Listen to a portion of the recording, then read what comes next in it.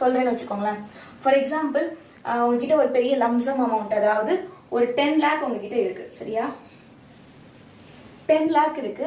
அந்த 10 lakh நீங்க அந்த 10 lakh வச்சு உங்களுக்கு மந்த்லி ஒரு 10,000 நீங்க எக்ஸ்பெக்ட் பண்றீங்க. 10,000 எனக்கு மாசம் எனக்கு வந்ததுன்னா ஓகே போதும் அப்படின்னு நீங்க நினைக்கிறீங்க. சோ அப்படி இருக்க சொல்ல, சோ இதுல நீங்க நிறைய வேஸ் இருக்கு. நிறைய வேஸ் நமக்கு பண்ணலாம். FDல போடலாம், RDல போடலாம், நிறைய இதுல நம்ம போடலாம். ஆனா SWPல போடுறதுனால நமக்கு என்னென்ன பெனிஃபிட்ஸ் அப்படின்னு நம்ம பார்த்தோம்னா 3 பெனிஃபிட்ஸ் இருக்கு, சரியா? சோ முதல்ல ஃபர்ஸ்ட் பெனிஃபிட் ரெகுலர் இன்கம், சரியா?